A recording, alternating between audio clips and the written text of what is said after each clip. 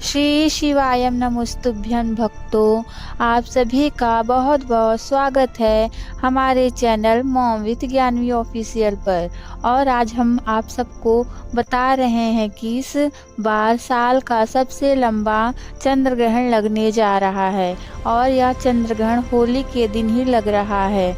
इस वजह से होली को लेकर भी लोगों के मन में यह असमंजस की स्थिति है कि होली किस दिन मनाई जाएगी और होली का दहन किस दिन होगा।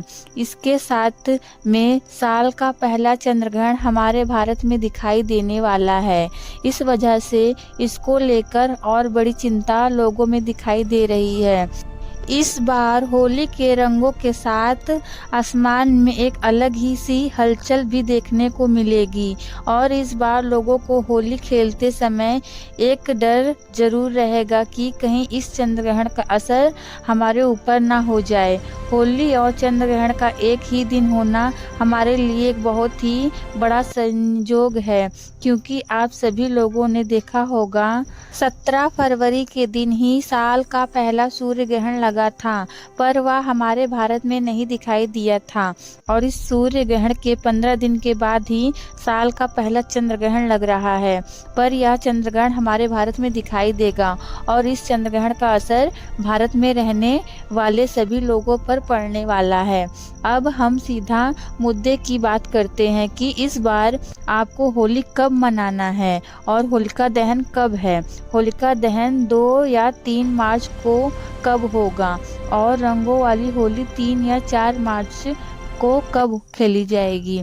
इसके साथ में होली के दिन चंद्र ग्रहण किस समय दिखाई देगा और इसका सूतक काल कब से शुरू होगा और इस दौरान आपको क्या सावधानियां रखनी है। वीडियो शुरू करने से पहले आपसे एक ही निवेदन है कि अपने सारे काम को छोड़कर सिर्फ 5 मिनट इस पूरी जानकारी को सुन लें, ताकि आप इस बार होली अच्छे से मना पाएं और चंद्र ग्रहण का आपके ऊपर कोई असर भी ना हो। सबसे पहले होली का पर्व फागुन मास की पूर्णिमा तिथि के दिन मनाया जाता है। इस बार यह पूर्णिमा तिथि 2 मार्च को शाम से शुरू होकर 3 मार्च की शाम तक रहेगी और यहीं पर सबसे बड़ा कंफ्यूजन हो रहा है। आमतौर पर हम लोग जिस दिन पूर्णिमा की शाम होती है उसी दिन होलिका दहन करते हैं और पूर्णिमा की सुबह में रंगों वाली होली खेलते हैं। वहीं 3 मार्च की शाम को ही चंद्र ग्रहण लग रहा है और हमारे नियम के में साफ साफ बताया गया है कि चंद्र ग्रहण या सूतक काल में किसी भी प्रकार का शुभ या मांगलिक कार्य और अग्नि प्रज्वलित करना अच्छा नहीं माना जाता। ग्रहण के समय किया गया होलिका दहन शुभ फल नहीं देता है बल्कि अशुभ फल देता है। अब प्रश्न यही आता है कि होलिका दहन कब किया जाए। तो हमारे शास्त्रों के अनुसार 3 मार्च को चंद्र ग्रहण है। इस वजह से आपको इस बार होलिका दहन 2 मार्च 2026 के दिन रात्रि में करना है। पर 2 मार्च को होलिका दहन में एक बहुत बड़ी बाधा है और वह बाधा है भद्रा काल, क्योंकि 2 मार्च को शाम होते ही भद्रा लग जाएगी और भद्रा काल वही समय होता है जो समय किसी भी शुभ या मांगलिक कार्य के लिए अच्छा नहीं माना जाता है। इसीलिए होलिका दहन का सबसे शुभ मुहूर्त 2 मार्च को देर रात 12:50 से शुरू होकर देर रात 2:02 तक रहेगा। देखा जाए तो यह समय 3 मार्च की रात्रि का होगा, इसलिए समय का ध्यान रखें। यह 1 घंटे 12 मिनट का वह समय रहेगा जब भद्रा काल समाप्त हो चुकी है। अब हम जानते हैं कि रंगों वाली होली कब खेली जाएगी। उससे पहले हमें चंद्र ग्रहण का समय जानना बहुत जरूरी है। तो साल का पहला चंद्र ग्रहण की शुरुआत हमारे भारत समय अनुसार दोपहर के बाद से हो जाएगी, पर उस समय हमारे यहाँ पर चंद्रदेव नहीं दिखाई देंगे और उस दिन चंद्रोदय का समय शाम 6:20 तक रहेगा और इस समय के बाद से आपको चंद्र ग्रहण दिखाना शुरू हो जाएगा।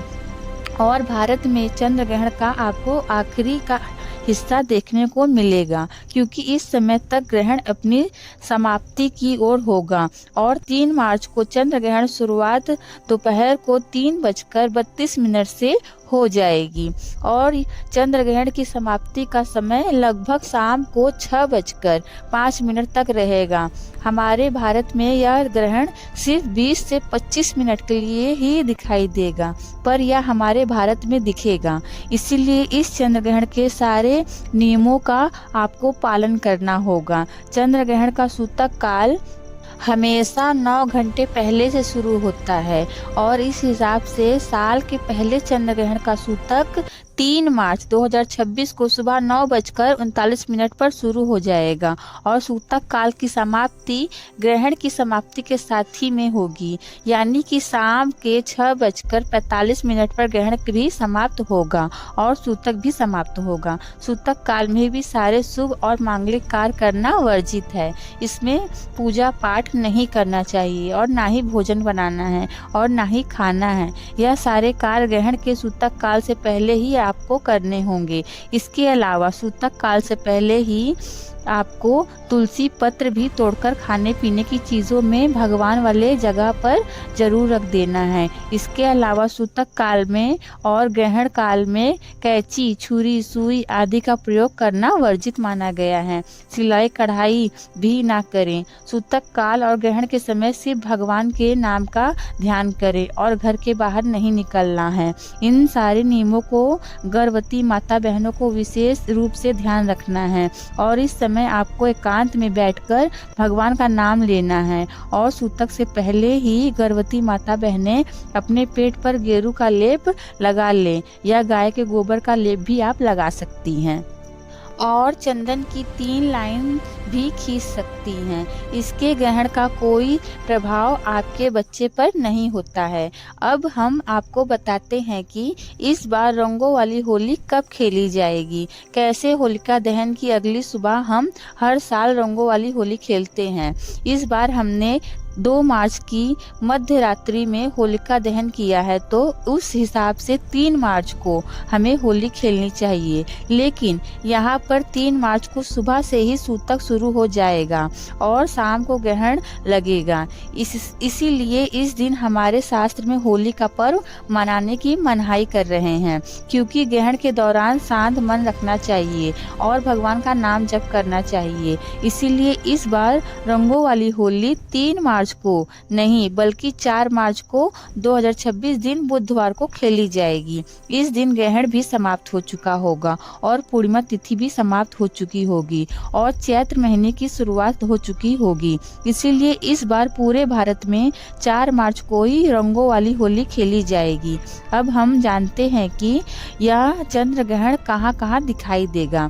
यह चंद्र ग्रहण मुख्य रूप से एशिया, ऑस्ट्रेलिया, अमेरिका और प्रशांत महासागर के क्षेत्रों में दिखाई देगा।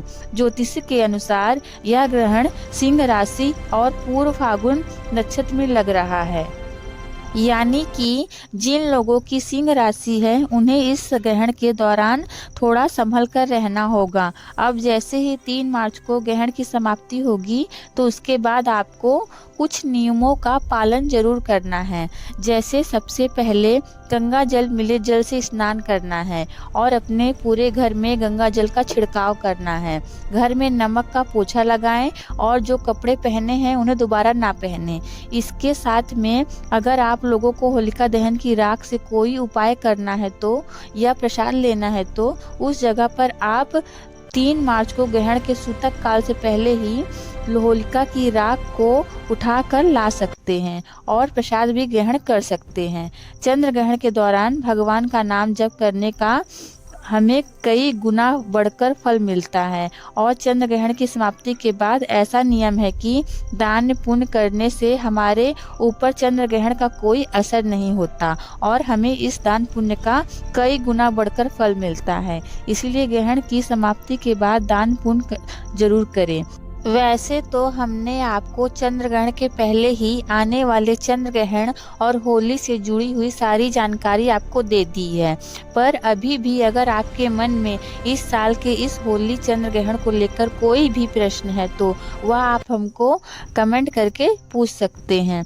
आप यह वीडियो कहाँ से देख रहे हैं हमें ज़रूर बताइएगा और हमारे channel mom with Gyanvi official को सब्सक्राइब कर लीजिएगा। फिर मिलते हैं ऐसी एक और वीडियो के साथ, तब तक के लिए धन्यवाद भक्तों। श्री शिवाय नमोस्तुभ्यम। आप सबका दिन मंगलमय हो।